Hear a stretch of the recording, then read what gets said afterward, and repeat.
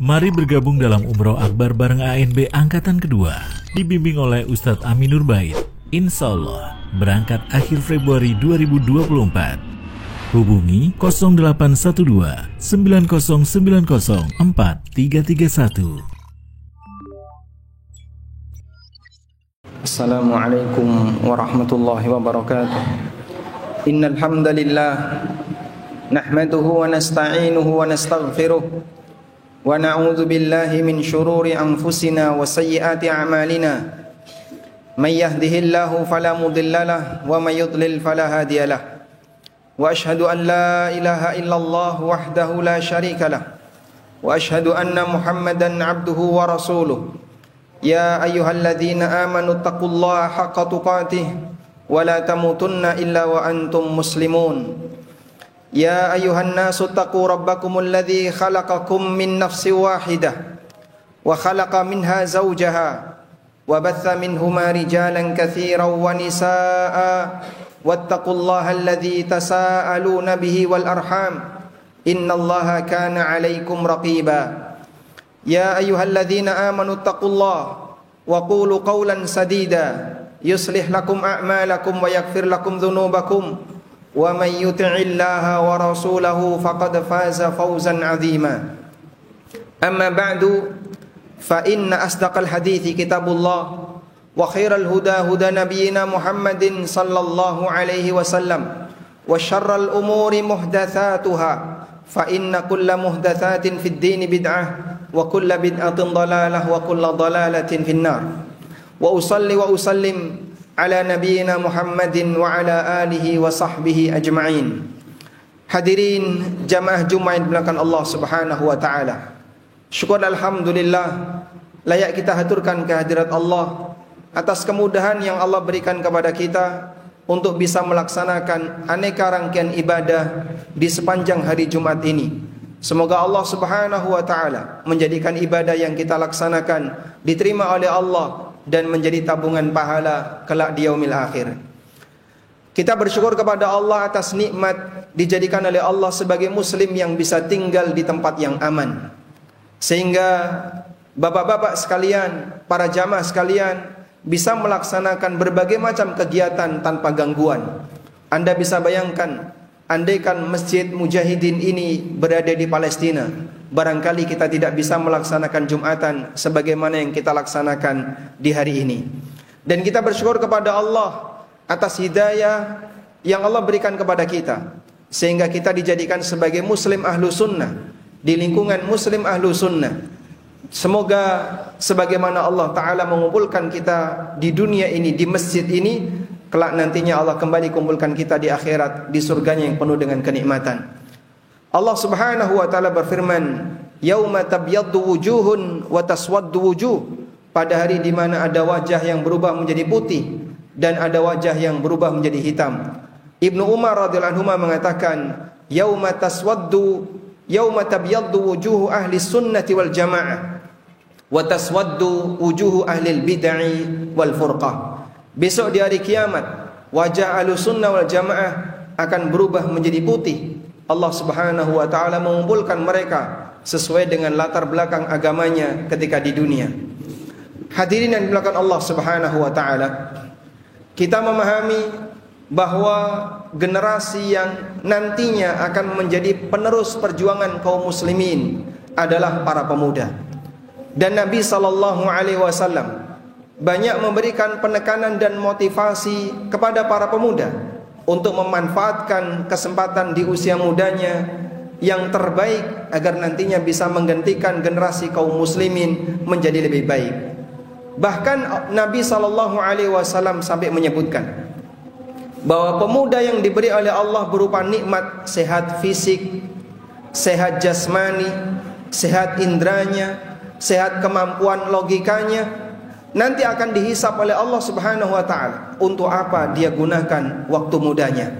Sebagaimana disebutkan dalam hadis dari sahabat Abdullah bin Mas'ud radhiyallahu anhu, Rasulullah sallallahu alaihi wasallam bersabda, "La tazulu qadam 'abdin yaumal qiyamah hatta yus'al." Kaki seorang hamba besok di hari kiamat tidak akan geser sampai dia ditanya oleh Allah, Dan salah satunya kata Nabi sallallahu alaihi wasallam, wa an syababihi fima abla. Mereka akan ditanya oleh Allah tentang waktu mudanya. Untuk apa waktu muda itu dia habiskan? Karena orang ketika masih muda dia punya potensi yang paling sempurna dalam posisi kesehatan fisiknya, dalam posisi kesehatan jasmaninya, dan seterusnya. Sehingga ketika dia gunakan itu bukan untuk kebaikan, bukan untuk menambah ilmu dalam dirinya, bukan untuk mendukung ketakwaan kepada Allah, maka itu akan menjadi sumber penyesalan baginya. Maka Nabi SAW ingatkan bahwa setiap orang yang masih muda nanti akan ditanya oleh Allah untuk apa usia mudanya itu dihabiskan. Karena itulah jamaah yang dimuliakan Allah Subhanahu wa taala, siapapun yang saat ini diberi oleh Allah taala berupa kesehatan fisik, siapapun yang diberi oleh Allah usia yang masih muda, dia perlu ingat bahwasanya posisi muda ini tidak boleh dihabiskan hanya untuk hal yang sia-sia. Meskipun tantangan terbesar dalam hidup ketika orang itu masih muda, dia inginnya melampiaskan masa mudanya hanya untuk kegiatan dalam rangka memuaskan hawa nafsunya. Karena itu Nabi SAW menyebutkan, apabila ada seorang pemuda yang dia menahan hawa nafsunya namun lebih memilih untuk taat kepada Allah, maka dia akan mendapatkan pahala yang sangat besar. Sampai disebutkan dalam hadis riwayat Bukhari Muslim, Nabi SAW menyebutkan, sab'atun yudhilluhumullahu fi dhillihi yawma la dhilla illa dhilluh. Ada 7 jenis manusia yang akan diberi oleh Allah naungan kelak di yaumil akhir, pada hari di mana tidak ada naungan kecuali naungan yang diberikan oleh Allah Subhanahu wa taala. Dan di hari itulah di mana seluruh hamba akan dikumpulkan oleh Allah di padang mahsyar. Matahari didekatkan sejarak 1 mil. Kata perawi, beliau mengatakan, la adri ma huwal mil, dan saya tidak tahu apa yang dimaksud mil oleh Nabi SAW. Apakah mil yang dimaksud adalah alat untuk bercelak yang panjangnya kurang lebih hanya 5 cm, ataukah yang dimaksud mil di situ adalah jarak perjalanan yang jaraknya kurang lebih 1,6 km. Yang jelas matahari didekatkan pada jarak yang sangat dekat, sehingga manusia mereka mengalami kepanasan yang luar biasa dan mereka tenggelam dengan keringatnya sesuai dengan tingkatan amalnya. Pada hari semacam itu tidak ada naungan kecuali naungan yang diberikan oleh Allah, dan hanya ada beberapa orang yang diberi oleh Allah naungan. Di antaranya adalah 7 jenis manusia, 7 golongan manusia yang disebut oleh Nabi SAW, sab'atun yudhilluhumullahu fi dhillihi yawma la dhilla illa dhilluh. 7 jenis golongan manusia yang akan dinaungi oleh Allah di hari tidak ada naungan kecuali naungannya. Kemudian Nabi SAW menyebutkan imamun adil. Yang pertama adalah seorang pemimpin yang adil. Kemudian beliau menyebutkan yang lainnya, dan salah satunya adalah pemuda. Bagaimana karakter pemuda yang menjadi orang yang nanti akan dinaungi di hari kiamat? Kata Rasulullah SAW, syabun nasha'a fi ibadatillah. Pemuda yang dimaksud adalah pemuda yang dia tumbuh dalam posisi selalu mengedepankan ibadah kepada Allah, sehingga hidupnya semuanya digunakan untuk melakukan ketaatan kepada Allah. Inilah pemuda yang beda dari yang lainnya. Sehingga di saat pemuda yang lainnya mereka lebih banyak menghabiskan masa hidupnya, masa mudanya untuk kegiatan yang sifatnya mengumbar hawa nafsu. Tapi ini Masya Allah, pemuda ini menghabiskan masa mudanya untuk menghafal Al-Quran. Di saat logikanya masih kuat, akalnya masih sehat, masih muda untuk digunakan menghafal, dia manfaatkan mudanya untuk menghafal. Pemuda ini kegiatannya sibuk belajar ilmu agama. Pemuda ini sadar akan kewajiban dia sebagai hamba Allah yang dia harus melakukan ketaatan kepadanya. Dan aneka kondisi yang lain yang dikatakan oleh Nabi SAW, syabun nasha'a fi ibadatillah. Dia adalah pemuda yang tumbuh berkembang dalam rangka beribadah kepada Allah, melakukan ketaatan kepada Allah. Ini pemuda yang dikecualikan, pemuda yang punya karakter yang berbeda dengan yang lain. Karena itu disebutkan dalam hadis yang lain, Nabi SAW mengatakan, ya'jibullah bisyabin laysa lahu sabwah. Allah terheran dengan adanya seorang pemuda yang dia tidak menuruti hawa nafsunya, sehingga dia beda sendiri. Jamaah dimakan Allah Subhanahu wa taala. Jamaah yang ada di sini usianya beragam. Ada di antara mereka yang mungkin sudah berusia 60 ke atas.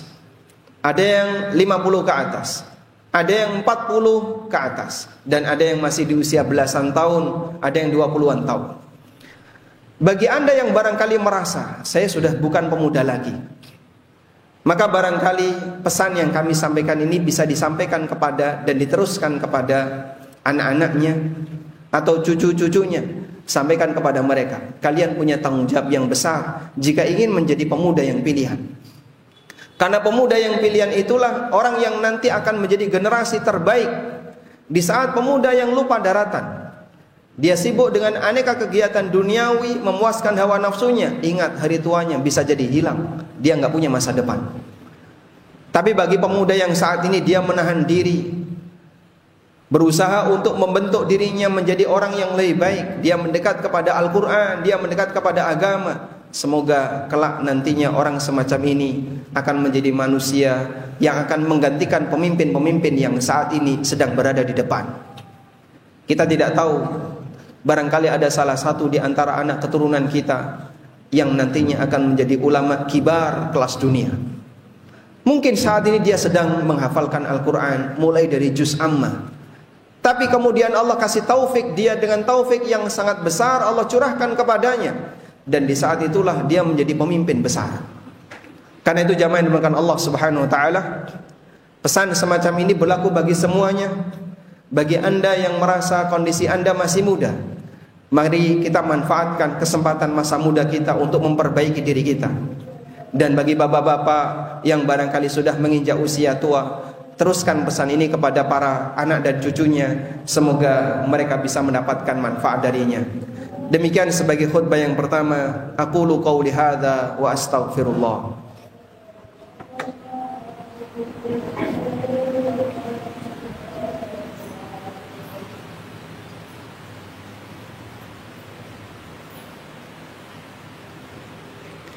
Alhamdulillahi wa kafa, wassalatu wassalamu ala rasulil mustafa wa ala alihi wa sahbihi wa mawalah. Wa ashhadu an la ilaha illallah wahdahu la syarika lah, wa ashhadu anna muhammadan abduhu wa rasuluh. Ya ayyuhalladzina amanu taqullaha haqqa tuqatih wa la tamutunna illa wa antum muslimun. Hadirin jamaah Jumat belakang Allah Subhanahu wa taala. Ada banyak sekali pemuda yang mereka mengukir sejarah. Di antara cerita yang terkenal yang Allah sebutkan dalam Al-Quran adalah Ashabul Kahfi, yang Allah nyatakan di surat Al-Kahfi. Allah Subhanahu wa taala berfirman tentang mereka, innahum fityatun amanu bi rabbihim wa zidnahum huda. Mereka adalah sekelompok pemuda yang beriman kepada Rabb-nya, sehingga mereka menghadapi tantangan dari masyarakatnya lalu menyelamatkan diri dengan agamanya. Kemudian Allah tambahkan hidayah untuk mereka.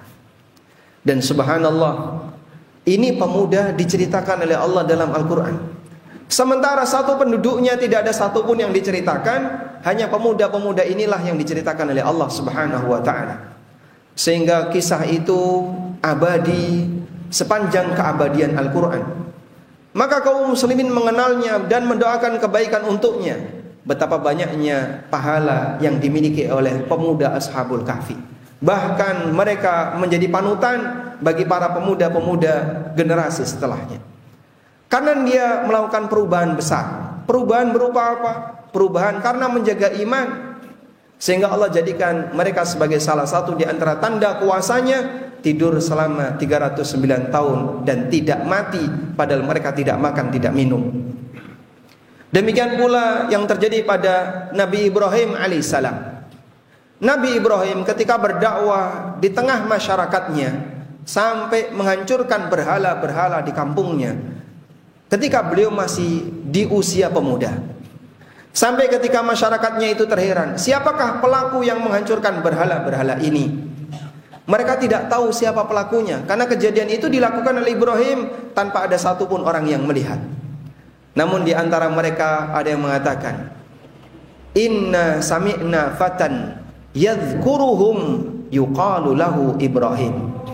Kami mendengar ada seorang pemuda yang sering menyinggung berhala ini, sering menyudutkan berhala ini, namanya Ibrahim. Mereka nyebut Ibrahim sebagai pemuda, sehingga saat Ibrahim menghancurkan berhala-berhala itu dalam posisi beliau masih muda.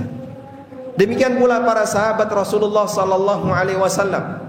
Para sahabat yang melakukan perjuangan besar, mereka rata-rata adalah pemuda. Ali bin Abi Thalib adalah pemuda. Usama bin Zaid yang memimpin pasukan ke Syam dikirim oleh Nabi sallallahu alaihi wasallam, beliau adalah masih muda. Usianya 20-an tahun, sudah jadi panglima perang. Demikian pula sahabat-sahabat senior yang lainnya, mereka rata-rata adalah pemuda.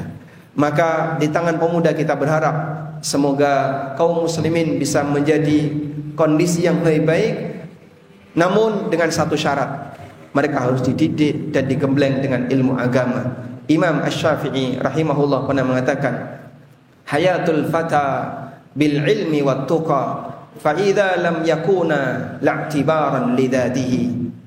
Kehidupan seorang pemuda kuncinya adalah ilmu dan takwa. Apabila mereka tidak memiliki dua hal ini, maka jasadnya tidak ada artinya. Kita mohon kepada Allah Subhanahu wa taala, semoga bagi para pemuda kaum muslimin, mereka bisa menjadi generasi yang lebih baik, dan semoga kita yang menjadi orang tua bisa mengarahkan anak keturunan kita untuk bisa menjadi pemuda yang nanti akan membawa perubahan lebih baik bagi masyarakatnya. Allahumma salli ala Muhammad wa ala ali Muhammad kama sallaita ala Ibrahim wa ala ali Ibrahim innaka Hamidum Majid. Allahumma ighfir lil mu'minina wal mu'minat wal muslimina wal muslimat al ahya'i minhum wal amwat innaka sami'un qaribun mujibu da'awat ya qadiyal hajat. Rabbana ighfir lana wa li ikhwanina alladhina sabaquna bil iman wa la taj'al fi qulubina ghillan lil ladzina amanu Rabbana innaka ra'ufur rahim. Allahumma ansuril mujahidina fi kulli makan. Allahumma ansur ikhwanana al-mustad'afina fi Palestin. Allahumma alayka bil yahud. Allahumma shdud wat'aka 'alal yahud. Rabbana atina fid dunya hasanah wa fil akhirati hasanah wa qina adzabannar. Wa sallallahu ala nabiyyina Muhammadin wa ala alihi wa sahbihi wa sallam. Wa akhiru da'wana anil hamdulillahi rabbil alamin wa qumu ila salatikum.